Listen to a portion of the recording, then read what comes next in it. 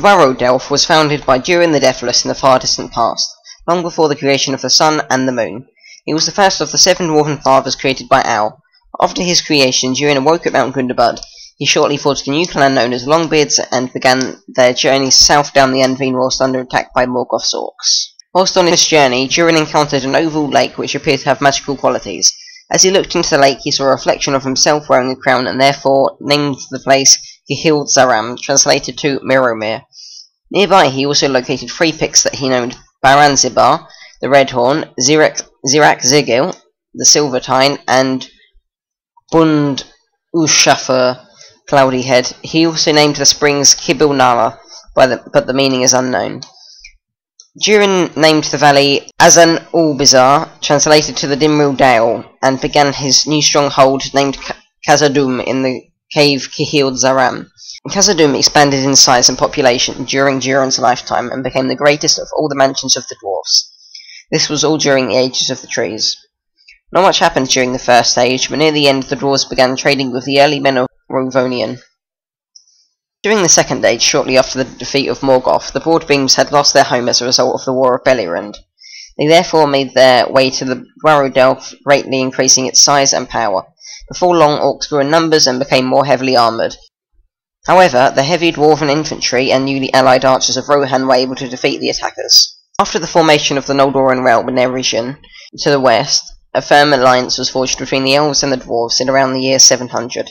As a result of this, the dwarves began to mine further west, and elves helped to design the dwarven mansions.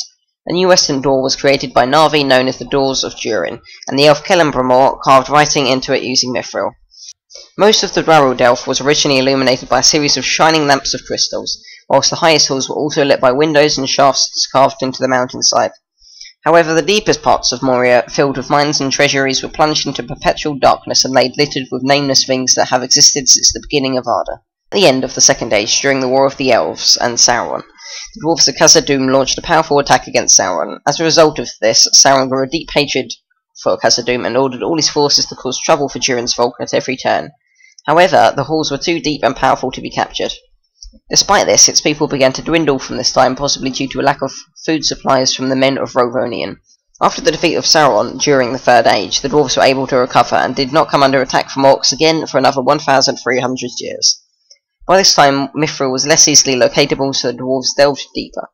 But the dwarves delved too greedily and too deep, awakening a Balrog of Morgoth, which was long forgotten.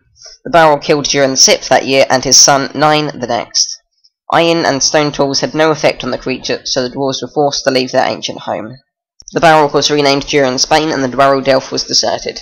The elves renamed the mines of Moria, meaning Black Chasm. Supposedly, under Sauron's orders, orcs began to inhabit the mines, however Sauron's influence was not confirmed.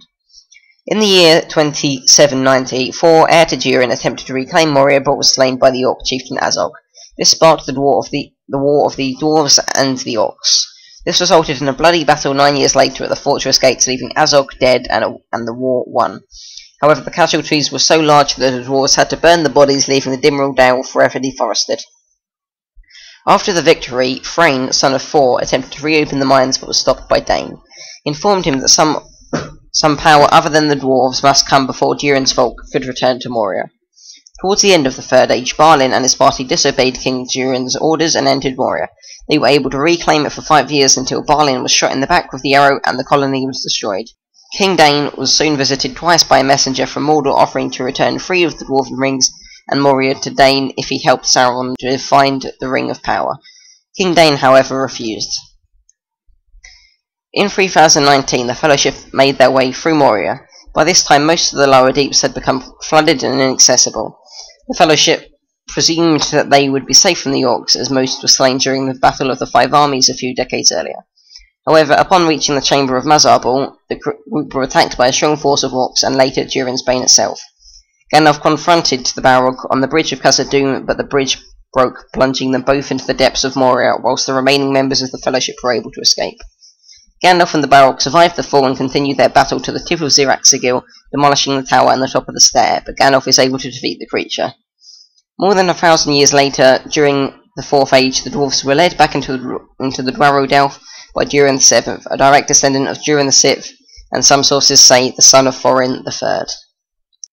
Hey guys, I hope you enjoyed listening to the video. I enjoyed writing it. I'm sorry that there was such a delay, but I've been busy recently. And it's finally out now, as you can see, or maybe it won't ever be out, and you'll never hear this. You don't know. You do know, because if you're watching it, then it'd come out. Yeah. Anyway, leave suggestions for future videos in the comments below, and like, subscribe, whatnot. See you later.